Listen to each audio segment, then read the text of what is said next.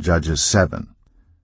Early in the morning Jerubbaal, that is Gideon, and all his men camped at the spring of Harod. The camp of Midian was north of them in the valley near the hill of Moreh. The Lord said to Gideon, "You have too many men. I cannot deliver Midian into their hands, or Israel would boast against me. My own strength has saved me.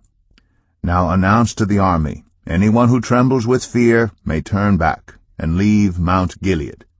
So 22,000 men left, while 10,000 remained. But the Lord said to Gideon, "There are still too many men. Take them down to the water, and I will thin them out for you there. If I say, 'This one shall go with you,' he shall go. But if I say, 'This one shall not go with you,' he shall not go." So Gideon took the men down to the water. There the Lord told him, "Separate those who lap the water with their tongues, as a dog laps from those who kneel down to drink." 300 of them drank from cupped hands, lapping like dogs. All the rest got down on their knees to drink. The Lord said to Gideon, "With the 300 men that lapped, I will save you and give the Midianites into your hands. Let all the others go home." So Gideon sent the rest of the Israelites home, but kept the 300, who took over the provisions and trumpets of the others.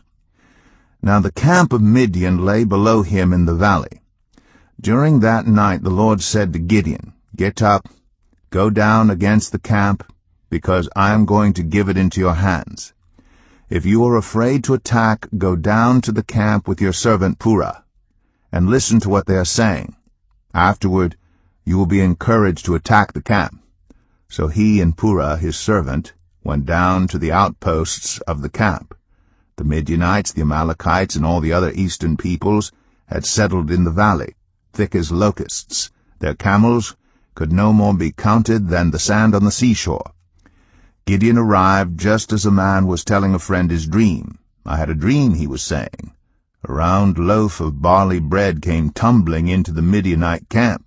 It struck the tent with such force that the tent overturned and collapsed. His friend responded, "This can be nothing other than the sword of Gideon, son of Joash, the Israelite. God has given the Midianites and the whole camp into his hands."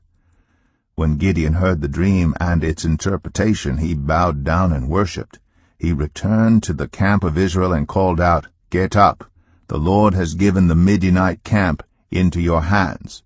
Dividing the 300 men into 3 companies, he placed trumpets and empty jars in the hands of all of them, with torches inside. "Watch me," he told them. "Follow my lead. When I get to the edge of the camp, do exactly as I do. When I and all who are with me blow our trumpets, then from all around the camp blow yours and shout, 'For the Lord and for Gideon.'"